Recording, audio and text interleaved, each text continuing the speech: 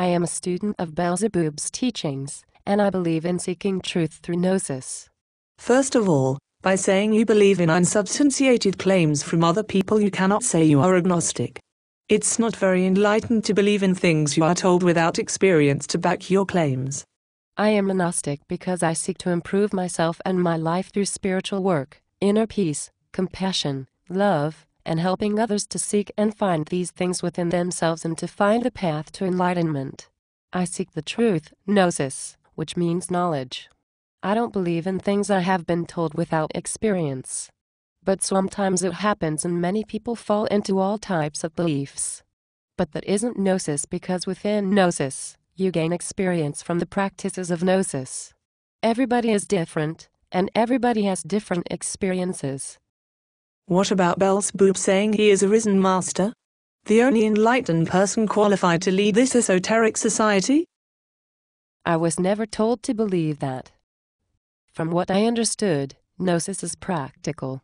It is about the practices such as awareness of your 5 senses in each moment, meditation, and astral projection. It's about gaining knowledge from the practices and highlighting the spiritual qualities in your life and within yourself. Belzebuub gives these teachings in a purely practical way. To quote his own words, he states, "This is a summary of the spiritual journey I have taken. I have no wish to convince anyone about it, but I'm writing about it because it happened and it should be known, and because it shows whoever wants to awaken that it is possible to do so." In order to verify Belzebuub's proclamations or not, that is up to you. But Gnosis in itself is about reaching the path to enlightenment yourself. Not about one belief or another.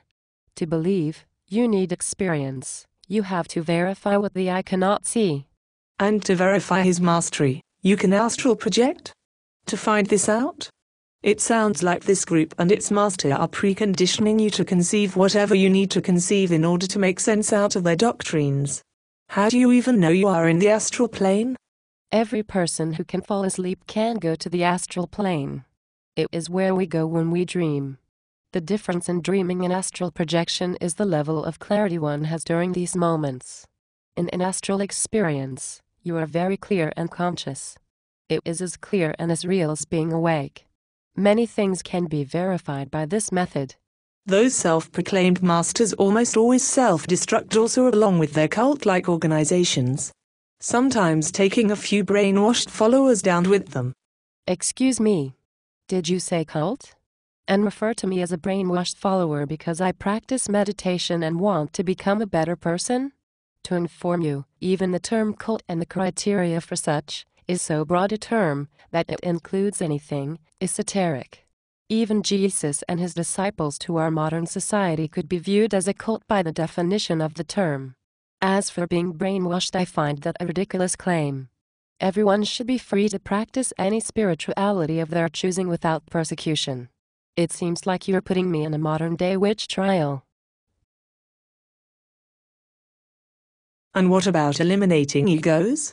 Isn't your ego a healthy part of fundamental psychology and of what constitutes your identity as a human being? When Gnostics speak about eliminating the egos, they're referring to the parts of ourselves that don't need to be there.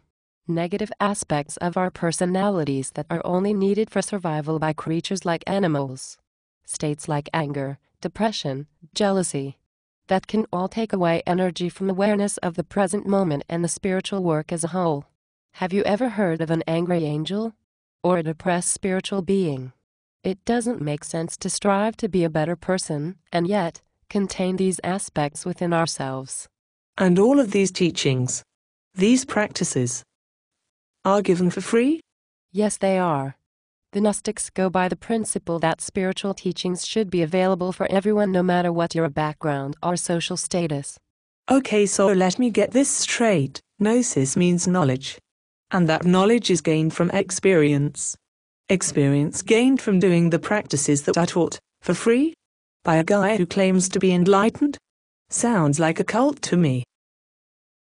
Once again, the term cult refers derogatorily to a group whose beliefs or practices are considered odd or abnormal.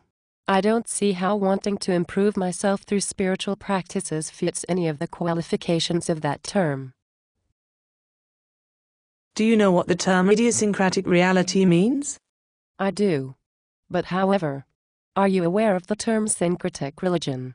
Gnosis is open to people from all backgrounds, religions, faiths, spiritual practices because the teachings are practical.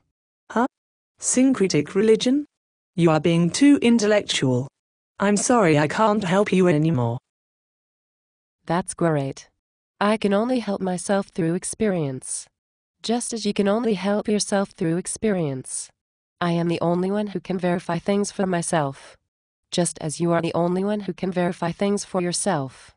But thank you for your time.